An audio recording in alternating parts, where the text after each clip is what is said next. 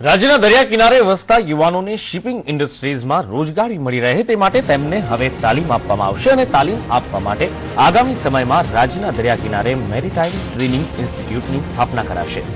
દેશના સૌથી લાંબા દરિયાઈ સંપદા ધરાવતા ગુજરાતના દરિયાઈ પટ્ટાના યુવકો હાલમાં માછીમારી સાથે સંકળાયેલા છે, પણ માર્ગદર્શન અને તાલીમના અભાવે આગળ વધી શકતા નથી।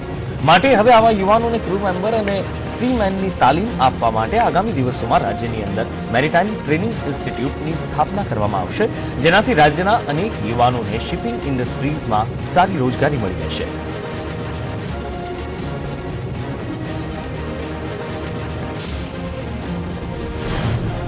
लंग एक बड़ा एशिया का सबसे बड़ा शिप ब्रेकिंग यार्ड है। इसके लिए उसकी आगे फ्यूचर डेवलपमेंट और कैसे हो सकती है और लीप कैसे ले सकता है, क्योंकि ये 1982 से शुरू हुआ है तो धीरे धीरे प्रोग्रेस कर रहा है। तो अभी एक इसमें एक स्टैटिक आ गया, तो दूसरा लीप कैसे लेना है इसके बारे में ये मीटिंग हुई है।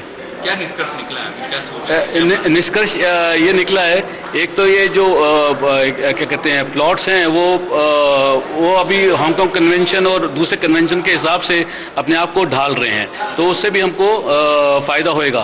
और एक दूसरा हुआ है कि एक हम ऐसा कोई सर्वे करें जिससे हम और प्लॉट्स डेवलप कर सकें जो मल्टीपर्पज़ प्लॉट हों, जिनमें शिप रिपेयरिंग शिप ब्रेकिंग एक साथ हो सके। अगर शिप ब्रेकिंग का मंदा चल रहा है तो उसमें शिप रिपेयरिंग हो सके, तो एक मल्टीपर्पज़ कोई प्लॉट डेवलप हो जिससे कि आदमी को हमेशा